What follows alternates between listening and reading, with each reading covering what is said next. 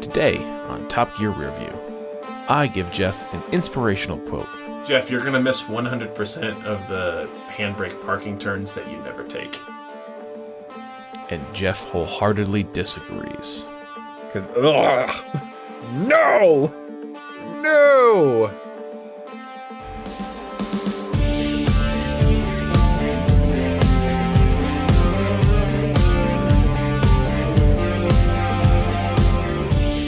Welcome, everybody, to Top Gear Rearview. Tonight we are revisiting episode 6 of the first series of the new Top Gear. Episode 6 aired on the 24th of November in 2002, and the star in a reasonably priced car was Tara Palmer-Tomkinson. Say that 3 times fast. Tara Palmer-Tomkinson. Tara Palmer-Tomkinson. Tara Palmer-Tomkinson. Tara Palmer-Tomkinson. And our segments tonight are the new NSX Type R, the Renault lineup, including and featuring the Vel Satis, the new BMW Z4, the introduction of a recurring feature in later series, a cool wall, the grannies from episode 3, when they were doing donuts in a S2000, are now doing the handbrake parking in a Mini. The used car corner is the VW Golf, and at the end we get to see Jeremy's own SL55 AMG. So getting right into it, this NSX, this is something we never got in the States, the second kind of facelift generation. It's technically still a first-gen NSX, but we stopped the U.S. sales in 2000, so we didn't get to see it in its new guise. Well, it's very surprising that they didn't stop the sales in the UK at that time, because they said in the episode that they sold 8 cars. I just can't believe that number. That's so 8? few. There's no way. No. Did they start selling them on like December 30th? Yeah, I no, he said that number and I was like, hyperbole, move on, okay. Okay, all right. So one of the first things that I noticed is the intro to the segment was Jeremy saying that Honda called us up and asked us if we wanted to take this new NSX for a wrap. And he said, no, the Stig likes show tunes or something. I know it took me a second, but I was like, oh, you're doing the old Asian RL trope. So there's a little bit of racism, which will, that's kind of a small bit of Clarkson's charm, I guess. I think the question mark on the end of charm is very big, but yes. Okay. Yeah, it caught me.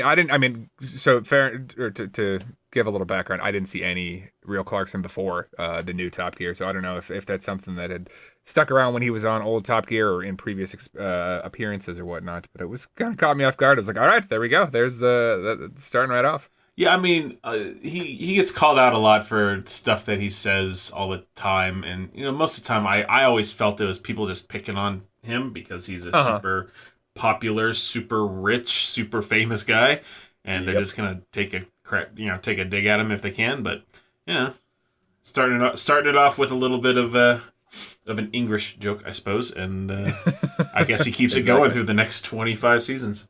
Yeah, as he does. Now, are you a fan of the NSX? We talked about him before. We didn't really get into opinions. So, what do you think? I am a fan of the NSX. We were talking kind of in the realm of Japanese supercars when we were talking about the R34 Skyline. Yep. And you were kind of waffling, and I said, well, what about the NSX? And you're like, is that really a supercar? And I think it looks like it should be. It does. It is always, I don't know, maybe it's because my father always liked him, but it always has held this place in my mind of, that's a big time car. That's a supercar. Yeah. That's, I take that over, say, that AMG SL55. Agreed. Later in the episode. I think it's a more timeless style for sure. I think that holds up today. It looks just fantastic. It's, it's well put together. I was surprised to hear that it had a 3.2 liter V6 because I guess I always just put it up there like, that thing's got like a V10 or a V12, just like a Ferrari. Oh no, that's what always kind of put it in the lower segments. It was like it just didn't go bonkers on. It was a practical supercar. So again, this is a nice timely one because the new NSX is kind of making the rounds right now in terms of like press and whatnot, and that is one that was in development for quite a while. Now, given I think the last NSX of the first generation was sold in about 2005. And I believe the new NSX, I want to say it's either a 17 or an 18 model year. So it was some serious time between them. But it's a good point of comparison between the two. So This what do you think about the NSX? You asked me my opinion. I love Oh, it. okay. I really do. The looks were always something that I was like, God, that's a pretty car. I think it's really well proportioned. I think it's not over the top like a Lambo, but it definitely has like it looks like a Japanese car, but a Japanese sports car. I think the interior could use some work. I mean, that was one of the areas where it was kind of like it's not a supercar because it's kind of got a Honda Accord interior, but in terms of, I've never driven one. I hear the first gen's not so great around the track, but still, I would be happy to drive one. That's interesting that you think that the interior could use some work. I've been watching a lot of regular car reviews lately. Great YouTube channel, by the way. Yes, sir. But he loved the NSX interior. Maybe I got to revisit it. Every inch of it. Okay. And so that's interesting that you brought it up. I mean, to me, it looks like a Honda interior. Yeah. Mm-hmm. Looks like a Accord. Yeah. So we'll link to that in the episode. There's a story that I have, and maybe this is why I love the NSX so much. All right. I was in a military family, and so we moved around a few times. We actually weren't as bad as some other ones, but we were moving from San Antonio, Texas, to Sacramento, California, Air Force Base to Air Force Base, and my dad and I were driving from San Antonio, across New Mexico, I guess across most of Texas, across New Mexico, across Arizona, and then all the way up California. And we're driving, I don't know where. I was 9 or 8. I was 8 at the time. And we're driving in his Nissan Maxima. I think it's an 85 Nissan Maxima. That's such a dad car. My parents had an 89 and a 2002. My dad had an 85. He crashed it, got an 86. And then later on in life, my mom got a 04 Maxima, actually. All right. Lots of Maximas in our time. Anyway, yes. We're driving across some part of the desert, either from essentially Bakersfield to San Antonio. Anywhere in there, it all looks the same. And my dad's driving, I'm sitting in the seat, and he goes, "Hey, watch this."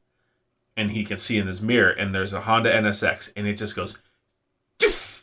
And my dad, he wasn't going 100 miles an hour. He was probably speeding, though. He was probably going like 5, 10 I don't know over. what the speed was. Probably 5 or 10 over, something like that. The Maxima is a pretty fast car, actually. And that was a strong V6. This NSX just flies by us like we're a cargo truck on the Autobahn, man. Just zips by us.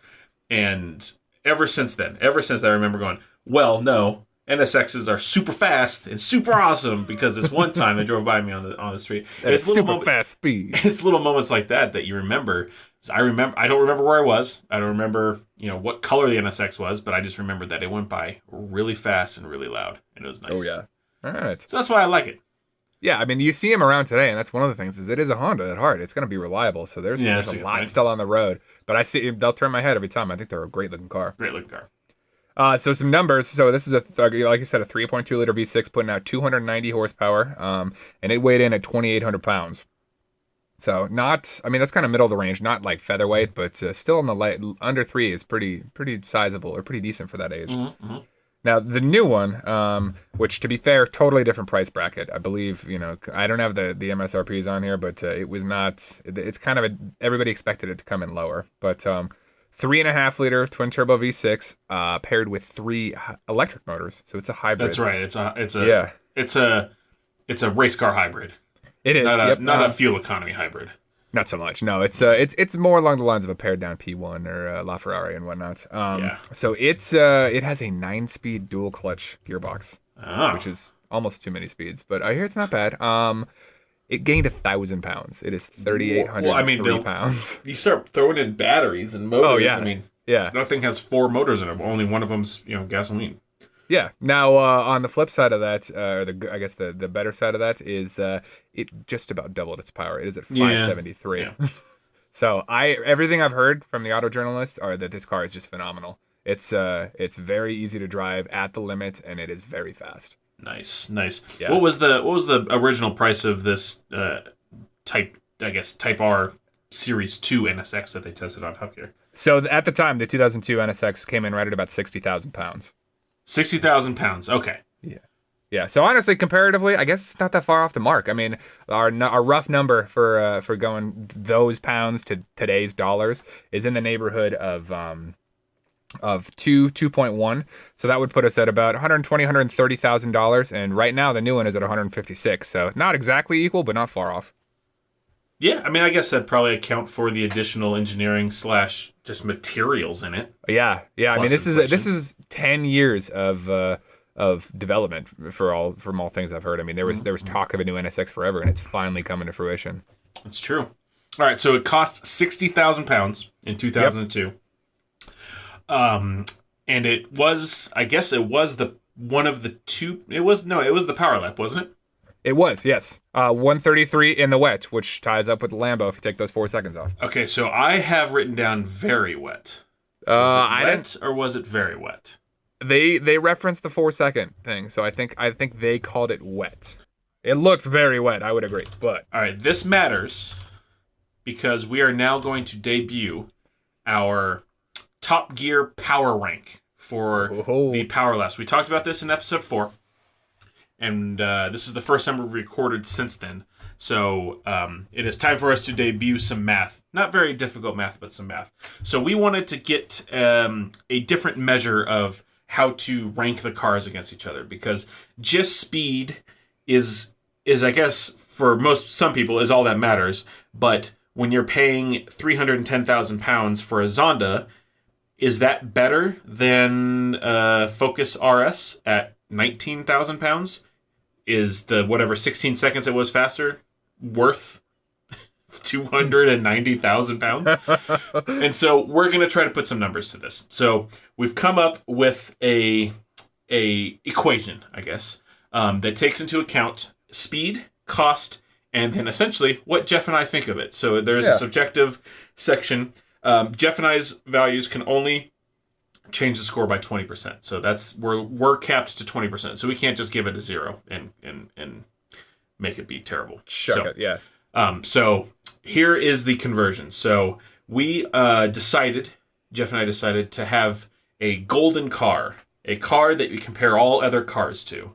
And we have chosen from next season's Power Lap, the 2003 BMW M3. This is the E46 version, for those who care. Its lap time was 91.8 seconds, so that's 131.8. And its price was £40,000. Okay. So we are comparing every car that races on the Top Gear track to that time and to that cost. And then we're going to rank them. So far we've got 9 cars in episodes 1 through 5, including the Suzuki Liana, driven by the Stig, that have come in, and we've plugged them into our equation, their cost, their times, and then our scores of it, Jeff and myself, and we have ranked them. So of all the cars, Jeff, the Suzuki Liana, the Pagani Zonda, the Lamborghini Murcielago, the Focus RS Mark I, the Noble M12 GTO, the Westfield XR2, the V12 Vanquish, or the 575 Ferrari, or the hilarious Bentley Arnage T. Which one do you think came at the top of our list? The top of the Top Gear Rearview Power Rankings. We both like the Vanquish. I'm gonna guess that's a pretty good. We did both like the Vanquish. You rated it an 8, and I rated it a 9. That is the second highest host rank of all of the cars. Okay. It ran in 1 minute and 30.2, but it cost £150,000. So it actually is 6th on our list. Wow, we're harsh. It's expensive. We're not harsh. True. It's expensive. No, its price is harsh. All right, so the number 1 was the Westfield XTR2. Despite a low score from me specifically, it was just too cheap and too fast. So fast. So it went faster than a Zonda, and it cost £20,000. So £20,000 underneath our reference vehicle, which is the M3, and it has a score of 122.3. So we will be posting the top 10s every week after we record, and the scores of the cars that were tested in that week's episode to see where they come in. So right now there's only 10 cars, and now we're going to add another one. So this is the Honda NSX Type R. It comes in at 59,333 pounds. Its time was 1 minute and 29 after you take into account the wet lap. Yep. Which takes 4 seconds of it. So Jeff, this is live. Jeff, what is your desirability score for the NSX Type R? I'd call this one a 7. You're going to call this one a 7? So this is as desirable to you, and I'm referencing it, as the Focus Mark 1 and the Noble M12 GTO. Yes, definitely.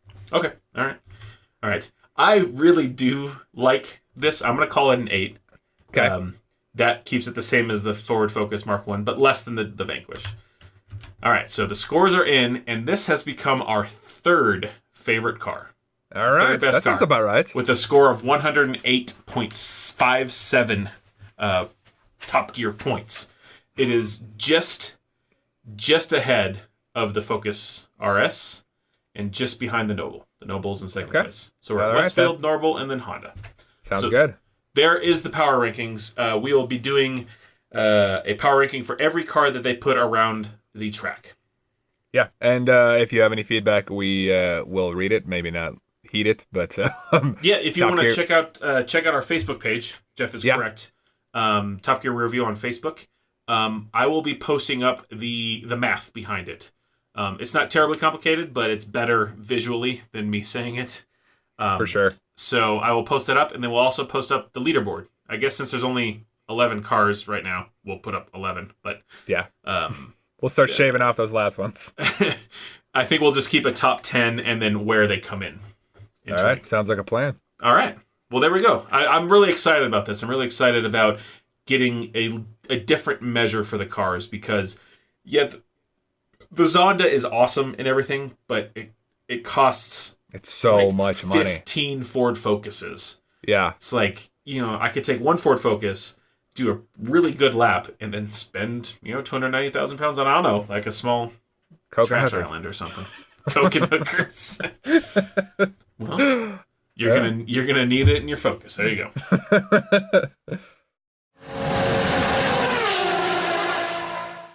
Okay.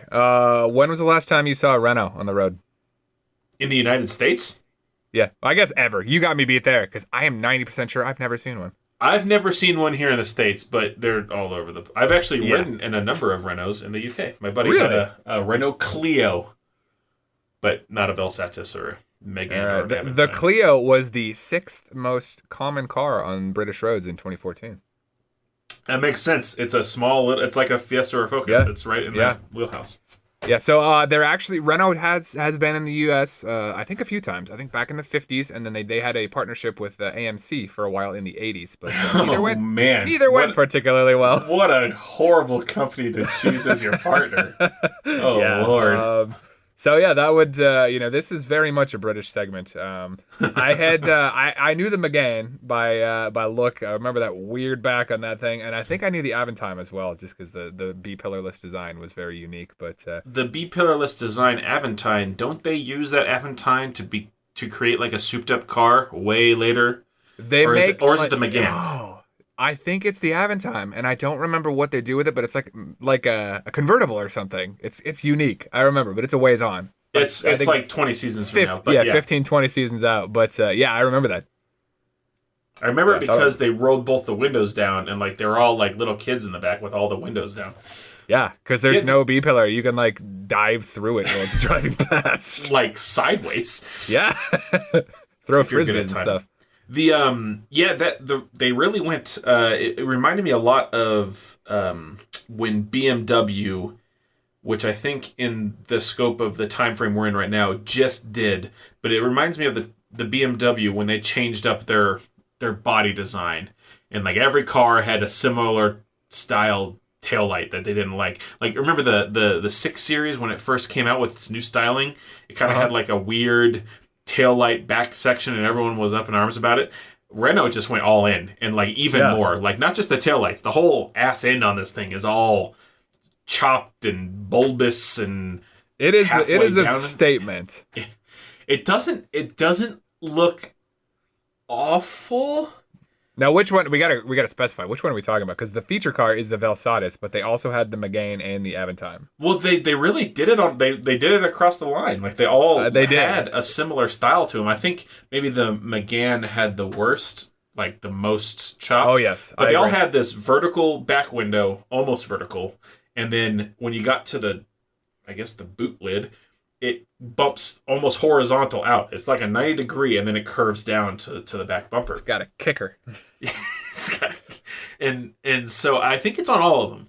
I think it is. Showed. I think it's like their design language at the time. Exactly. It's kind of like how they had that new design for the BMWs, and all the cars all of a sudden changed. Like they all had the weird headlights, and so across their line. But it's a lot more drastic. Yes, like it is. It is a statement. It is a statement. I don't think it looks awful. I don't think it looks that great. Yeah, I think it's. I mean, it is not as polarizing as I think. I mean, it didn't seem like anybody was like, "Oh God," but it's a bold one. So the one thing I noted about this segment is it is super British. At one point, I believe he said driving in the Vel Satis is like driving in Arthur Negus. It's Arthur Egarts, Egarts, and he's a fashion photographer. I disagree. Well, it's a fashion photographer. That's what he's talking about. No. Arthur Negus is an antique furniture expert. Well, Arthur Egarts is a British fashion photographer. Well, oh man, I don't know. He was a broadcaster and an antiques expert specializing in furniture. So I don't know. See, I think he was saying. I think Jeremy was saying that driving in it is very chic. But you know what? I think he was saying it was like fancy furniture. I think, but that's like old, like antique furniture. I think it's like a fancy chic fashion photography. Oh, I am looking forward to hearing this edit, sir. I want to. You better post that thing in there and see which one of us is right. I will post the clip where Jeremy says the name. Whatever the businessman wants from his car while he's driving down the motorway, he's going to find it in the Vel Satis. It's very quiet, it's very comfortable, very solid. And with all this wood everywhere, it's like driving along in Arthur Negus. The other one he said was that he mentioned about like rolling over something. He called it a cat's eye, and I was like, "What the hell is that?" I'd never heard that term before. Oh, you've never heard of cat's eye? I've heard that. No, it was a British thing for sure. I had to look it up, and then it took me a while too because I was like, "Nope, not an opal or no weird stone or anything." And there's some funny Urban Dictionary differences, but. Well, there is it is a British thing, and it's apparently like a cast iron bump with some reflective globes in it that are really just a lane divider marker that has retro reflectivity. Yeah, see, I've just heard of just like the normal reflector ones here in the States. I've heard those called cat's eyes. Really, I think it's a specific design in the UK. Okay, well, maybe someone just appropriated the word. Yeah, makes sense. So yeah, there were a few like that. There were a couple more that I didn't write down, but just lots and lots of British slang that I had to be like, what are you talking about? I guess they, so the one last thing on the Renault, it is a 20,000 pound for the 2-liter version.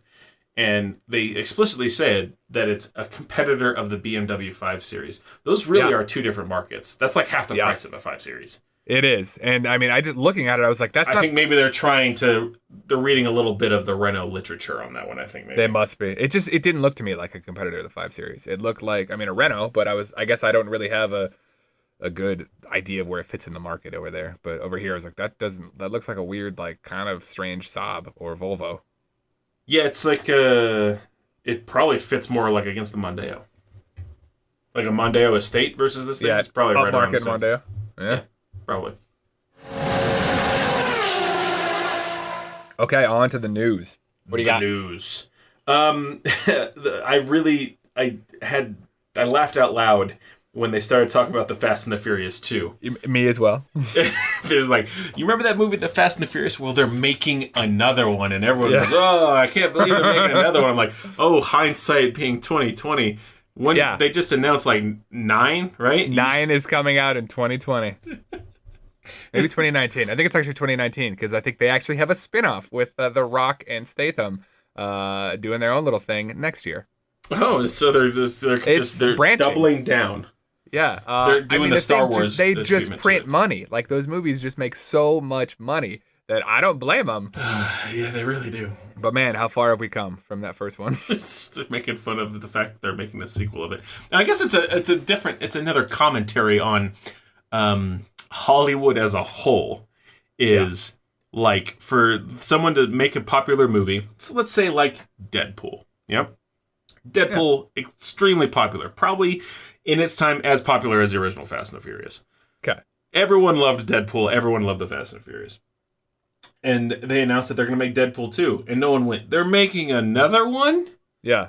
No, you always make a sequel this day and age because you It's can't come up with money. your own original ideas. Yeah.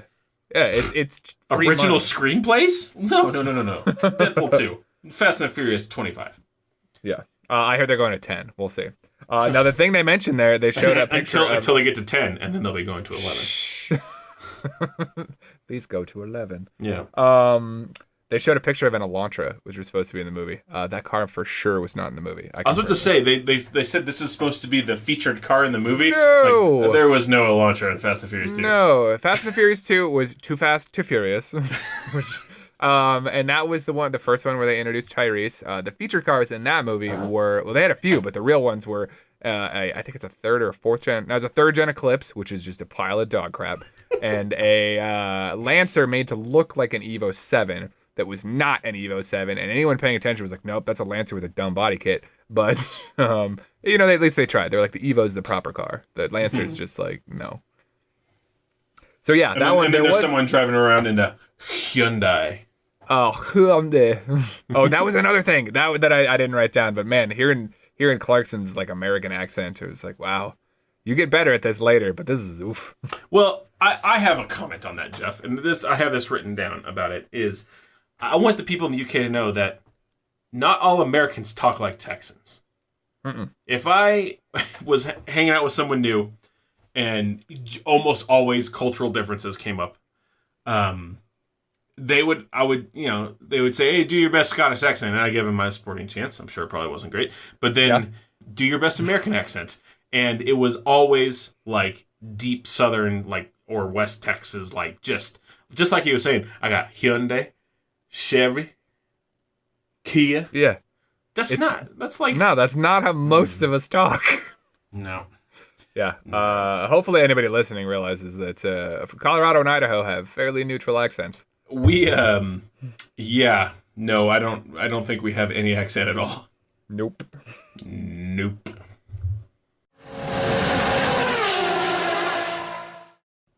Let's talk about the BMW Z4. I'm excited to talk about the BMW Z4 because this is the actual first car in this series that I've actually driven. What about the Clio? I never drove it. I rode in it. Okay. And it was. But they also didn't do a Clio. I'm questioning you now. I'm looking back. But okay, continue. Tell me more about the Z4. Well, anyway, so they're just talking about the Z4. In the review, Hammond kind of lambasts the Z3. Which I thought was a very popular car, was it not? Was it? He said that. They don't replace the BMW 3 Series with the BMW 4 Series, do they? Clearly BMW wanted to start all over again with a completely new car. So clearly there was something wrong with the old one. One thing it did do very, very well was sell. It was crazy popular, but he said it was girly, and I totally agree with that. When that was a Bond car, I was like, no. It was a Bond car. That's right. That was after... was that after they cut the Z8 in half, or was it just a Bond car the whole time? I don't remember. I don't think those were the... I block out a lot of that era of Bond. But one of the things that is a lingering effect of the Z3 is those damn fender vents that everybody, like, they're like, that looks good. Let's make it, like, stamp it out of sheet metal and put it on every fender for every car. So yeah, Z3 vents on your stupid Hyundai Elantra. It's damn Hyundai Elantra. It's for brake cooling, bro. Oh yeah. So one comment that I thought was true or smart or whatever that Hammond said is that, BMW has the 3 Series, now the 4, the 5, the 6, the 7. I guess they keep making the 5 Series. The 5 Series. Yeah. It's always the 5 Series. In this case, they actually changed the name of the car. It's no longer the Z3 Series. It's the Z4. And there was not really anything to line that up with. So they were, I guess he said that they were really trying to get away from that car, even though it was hugely popular. I guess as a car manufacturer, if you're selling a ton of cars, you don't care what people think about them. You shouldn't care what people think about them. I think they wanted to make the statement that this is that was kind of a fuzzy attempt at a more of a sporty roadster, and the Z4 is meant to be more of a this is the next step in that evolution. I mean, I get it's corporations don't roll their window down if it's not going to make them more money. So I guess they thought that, hey, we did really good with this thing, but no guys bought it. Let's sell something that guys will actually buy. I don't know, maybe, but That being said, my uncle never had a Z3, but he had a Z4. So I've driven a Z4. I got it. It was probably right around the time it came out because it was 2003. So that's when they debuted as a 2003, I believe. Yep. So he got it brand new. And I have to say, as someone, at that time, I had owned a 1980 Ford Bronco, and 2 years after they went to the big body style, and then a 93 Toyota T100, which is 0 years after they went to the big body style on their trucks. Mm-hmm. So I have driven slow, big, rolly, underpowered vehicles my whole life at that time. And then I sit down in a Z4, which is a non-underpowered, not rolly suspension, and very low and small car. So all I can remember is that this thing just felt like it was on like a roller coaster on rails. I had never driven a real suspension before. So my memory of it is, oh my God, this thing is flat all the time, no matter what I do to it. That being said, it probably had a pretty good suspension. It's not hard to keep one of those things planted with how light they are. Yeah. And with the money that BMW has behind it. What I do remember, and this is odd because, again, driving big trucks, is that I felt like the power steering was super strong. Like, I didn't have any feel of the road whatsoever in the steering wheel. So maybe not very good road feel on that one. But it was fast. I went very fast in it. It was a convertible. It was fun. It turned on a dime. Accelerated really quick, but it's probably, honestly, this was the one he had was not the 6-liter. It was 6-liter, 3-liter. It was not the 6-cylinder 3-liter. Oh man, a 6-liter Z4, Jesus Christ. It'd probably honestly be awful, but it'd be uncontrollable. So it wasn't as powerful as that one, but that didn't stop me at all because I was not used to anything really that drove at that point in my life. Yeah, I'm sure that was a breath of fresh air after. I didn't fit very well. I've driven that T100. It's a dump truck. That's all it does now. Goes to the lumber store and then the dump store. All right. I imagine it was good that you had the convertible because you're not a short man. I did not. I did not fit very well with the top up, but it was summertime in Colorado. It was nice and sunny and hot, and drive real fast. Yeah. So you were in the E85 generation of that. Now, interestingly, the Z3 was the first BMW solely manufactured outside of Germany, and really it's only made in South Carolina, and the Z4 followed suit. Oh, really? So they're solely American made? Yes. Yeah. Which was interesting. Yeah. So it's a worldwide lineup, came from South Carolina. They've jumped to the second generation, the E89 in 2009, and this is another one where we have the next generation knocking on the door right now. The 2018 is it was in Car and Driver like last month. Really? So it's interesting. So they went from Z3 to Z4, and now this is the third time they've stuck with Z4. They're not going to Z5. Third generation, 15 years running. So they're not going to Z5 yet. It is a pretty sizable change. This is all pre-pro stuff. It looks like it'll still have the 3-liter 6, putting out about 100 horsepower more. It'll be at about 320. This. The platform they're basing this on is new, and it's based on the new one, or it's the same as the new Toyota Supra platform. So this has a lot of history to live up to. So they're building this on a Supra platform? This is a shared platform, I guess, development with Toyota. Now, I always viewed the Supra as a bigger car than a Z4. Is this Z4 going to be quite a bit bigger? This new one looks bigger. Like I said, it's all kind of hearsay at this point. But and I think the new Supra is smaller than its predecessor. Because I agree. I would say, I'd put all of those really. Well, the RX-7 is pretty small, but like the R34 Skyline and the Supra are they're not small cars. Yeah, the Skyline is a saloon. It's as they would say, it's a sedan size car. Yeah, it really is. And the Supra always felt like it always had this really big hood, but maybe I'm just misjudging how big it actually was. Well, those are both straight six with often with a pair of turbos on them, so they need a lot of hood room.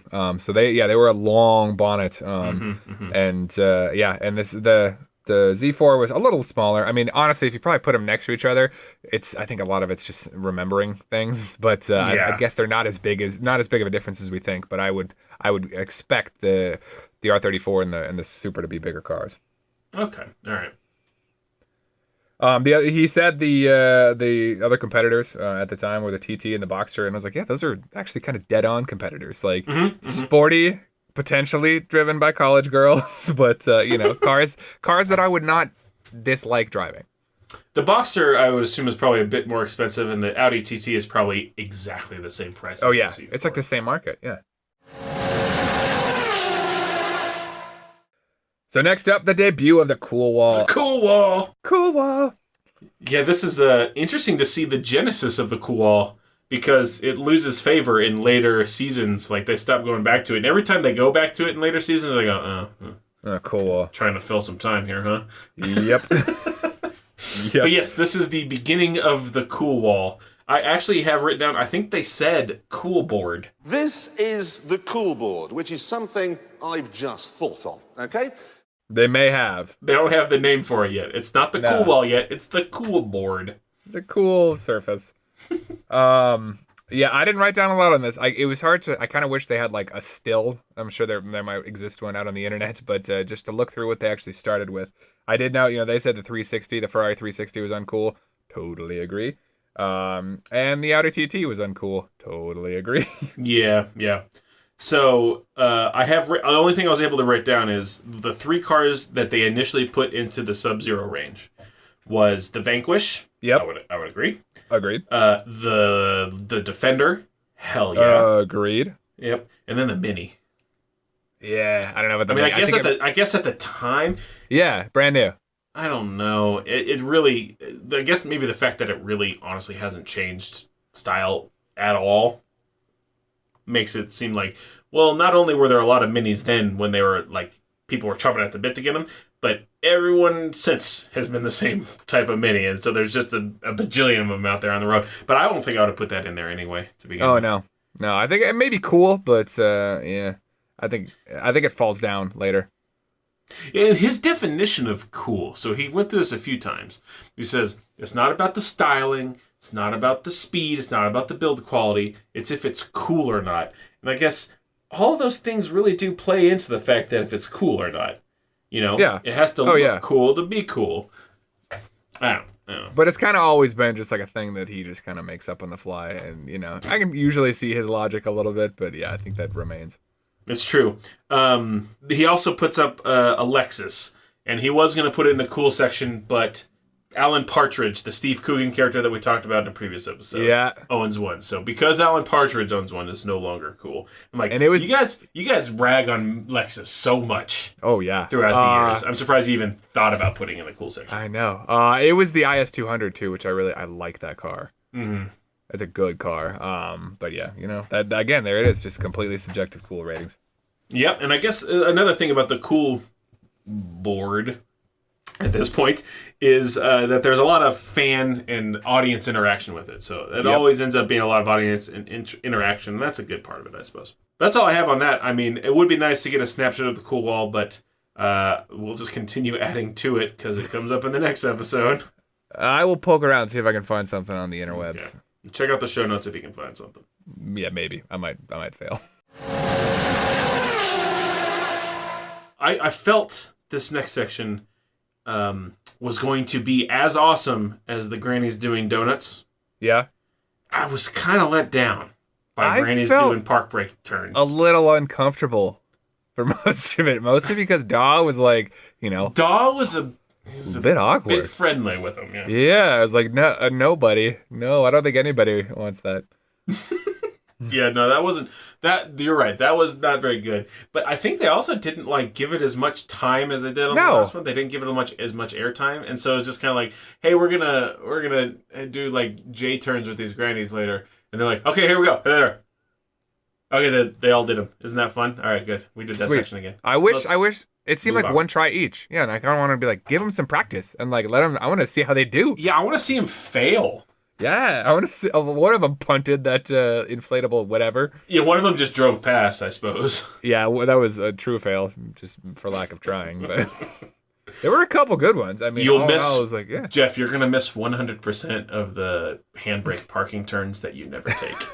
That's true, and 100% of the cars you don't hit. Yep. But yeah, I don't have many notes because I was like, they just kind of blasted through it, like you said. Yeah. It's a bit of a bummer. A Sadie, I think, did not do as well. I can't remember who. It was one of the later ladies that did it well. And all in all, I was like, yeah, I'd like to think my grandma would do that. There's one of the ladies. Her name was Beryl. Yes. Which is an awesome name. Let's go, Beryl. And finally, Beryl had a go. On you go, Beryl! And her husband, Cooper. I mean, I assume it's like the gem, right?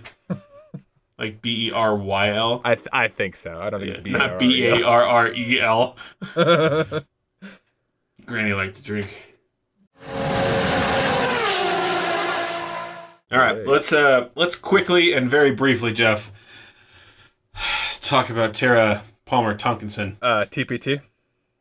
TPT. So you were over there kind of in her, I guess, reign of fame or whatever? Literally never seen her before in my life. I have no idea. Okay. I looked up her Wikipedia page and I was like, I don't know who this is. I was hoping you'd be able to give me some context. She seems like maybe like what I would call like a Kardashian today, but not a good one. Like just one of the side ones. Yeah. So her Wikipedia article says that she did some writing for one of the papers. Oh God, which one? Guardian. All right. She did some writing for The Guardian, and I'm guessing. I have no idea if that's accurate. Just click on her. Nope, the Sunday Times, a more reputable publication. Okay. She did a weekly article for the Sunday Times, and then it also says that the first TV show she was on was "I'm a Celebrity, Get Me Out of Here." Yep. Which, if that's your first television credit, is usually not the best thing to have, but I guess that was in 2002, so maybe she was really popular on that show or something, which is why they got her on this one. I'm not sure, because she didn't have a car history. Nope. Doesn't have much of a resume. No, her thing was like the best looking car I've ever seen is the Jaguar XK8, and that kind of just turned my brain off after that. Because it sounds no.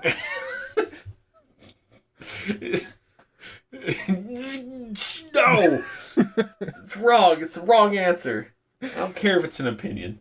Yeah. It felt like she was still playing a character that she liked to play. Like when Stephen Colbert went and did his character in front of Congress. It's like this is a situation where normally I wouldn't play a character. Like Steve Coogan doesn't do Alan Partridge. They just talk about it. Mm-hmm. She felt like she stayed in character. At least I hope that she was in character. Yeah. That's it. She did a 154, but it was wet. So which isn't a bad time, honestly. 150 is the same as Jeremy. Yeah, like all in all, I was like, you drove fine. She died in February, which she just passed away. Yeah, and it sounds like it was a bummer. She had some, a little bit of a sketchy history based on Wikipedia, but wasn't a bad person. So, too bad. So a quick stopover in the used car corner with Daw. As we only got about 5 left. Okay. It was the VW Golf, which me and you both have at least driven in one. I've driven one. They belong to a friend of ours. Never much of a fan. I saw it go through at least one engine. We've talked about this before, and I'm sure we'll talk about this again. It's not the car's fault that the driver drove it through standing water, Jeff. Sometimes it's not you try to ford a river. Don't hang this one on VW's neck, man. That wackadoo VR6 motor, that thing should have been able to handle a stream crossing. it was trying to ford when it should have waited for the ferry. It's true. That's true. Now that was a Mark IV that he had, and Daw was talking about the Mark III and the 4, and man, after this I was like, God, I kind of forget how cool the Mark I and 2 are, and I looked around a little bit on the local Craigslist. No dice, couldn't find myself one. All right. Yeah. But I did like the green. He said the one thing was like, if you buy it in this green, it's worth $500, 500 pounds less. And I said, nope, not in my world. Not in my world. 500 pounds more. Yep. It's worth at least a high five. Now they talk about in this one, he's making a big to-do, or he made a slight to-do about the fact that this car is in a certain insurance group. Now, insurance groups are not a thing we have in the United States. No, they are not. Typically, the car that you own. Essentially, your insurance rate is going to be the car that you own, its value, times your driving record, times where you live. And if you live in a area where a lot of cars are stolen, then your insurance is going to be higher. Or a lot of car accidents happen, your insurance is going to be higher. In the UK, I guess it's a little less granular. Okay. But they have insurance groups.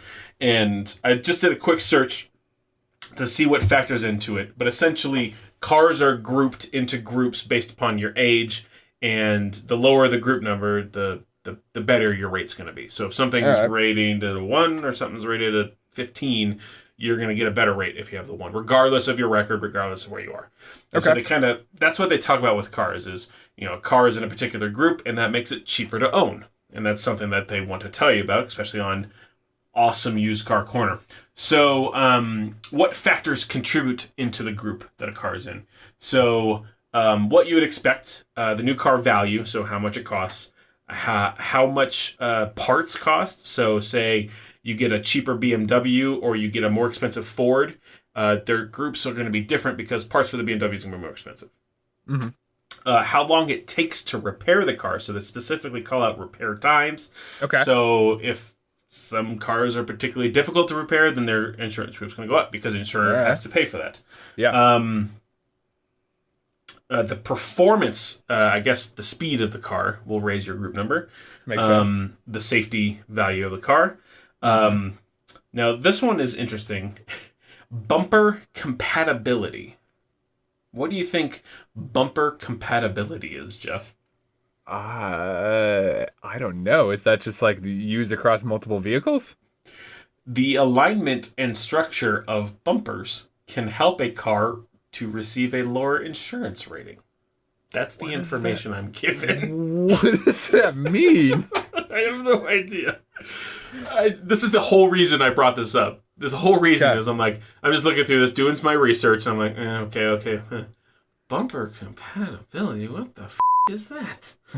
What are you? So I guess if the bumper is low or high, they say let's say this is my wild ass guess on it. So say your bumper is below or above guardrail height. Okay. If you crash into a guardrail, which is probably standardized across the entire UK, say for example, then you're going to do more damage than if your car had one at guardrail height. For sure. Maybe it's got to be that. It's got to be that. I mean, bumper compatibility to UK road standards? Now, I'm guessing there's a standard that they have to comply with, and it's probably like the closer you are to the center of that standard or something. I don't know. This is just wild guessing. Or maybe just like older cars, if the standard changes or something like that, if they no longer fall underneath it. I don't know. Okay. Fair enough. And then if you have an alarm. Okay. Wow. So, essentially all the same stuff that comes into ours, except for, I guess, car security / car being stolen depends on your location. Yeah. I mean, the UK is a way smaller place, so yeah, still dependent on location, but not like it's not like South Central versus like the middle of Montana. Yeah, when you go get an insurance quote these days for a car, they say, okay, who's going to be driving it? Mm-hmm. Where's it going to be parked? That's what they ask you. Yep.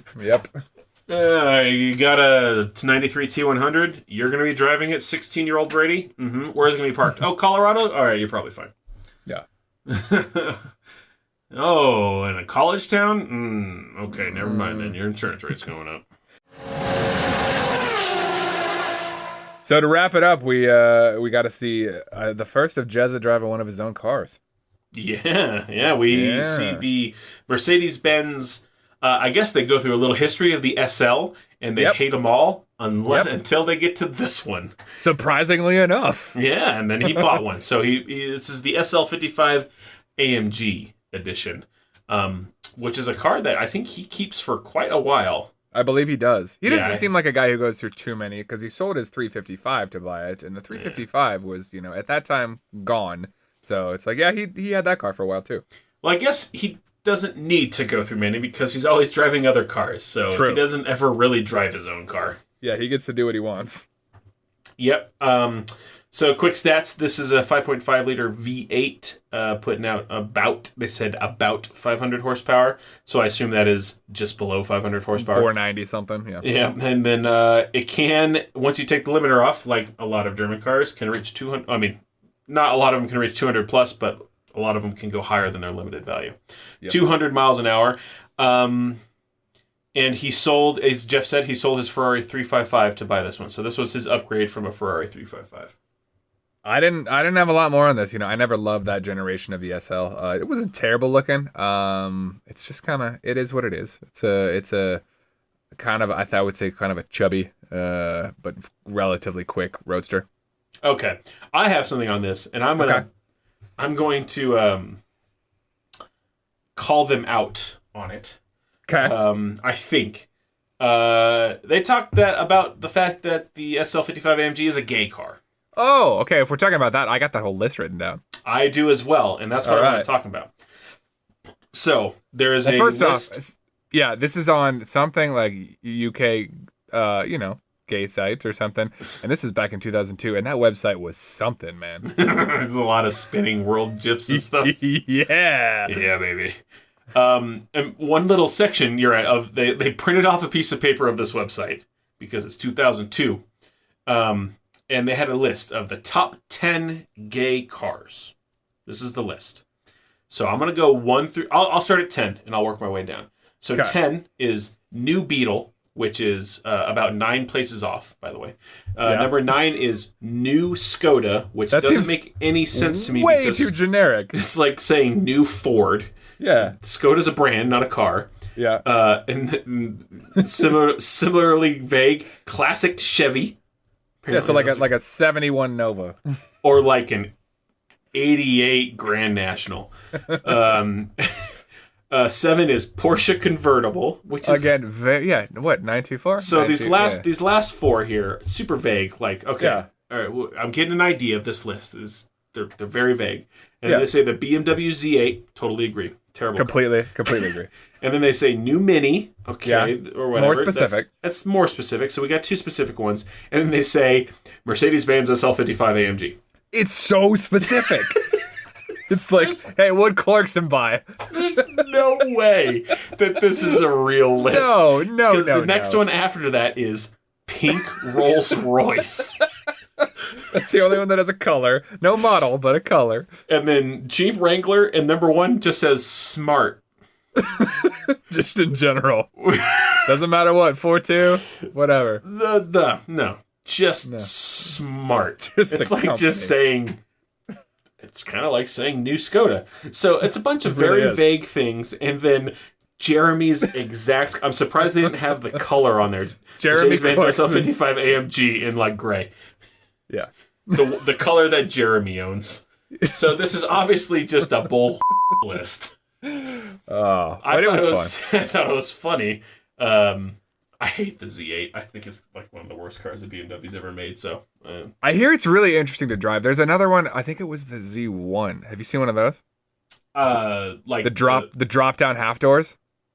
Yes. Oh, there's some weird ones in the Z lineup, but I agree. The Z8, especially after the Pierce Brosnan era Bond film that I don't remember the name of. No. Die Another Tomorrow, something like that. Die Yestermorrow. I guess one thing to put on here, Jeff, is that they ran this around the power lap. It wasn't the power lap, but they ran it around the track. They did, yeah. And it seemed legitimately like they took his car and they were like, yep, we're going to do this. And he was like, what now? We need to put it on our list. We do. Crap. We need some stats. Same time as the NSX. 133 wet. All right, so this says I have very wet. Did you say wet or very wet? I said wet. Just stay with the other one since it was presumably same couple days as the NSX. It cost 77,000 pounds in 2002 pounds.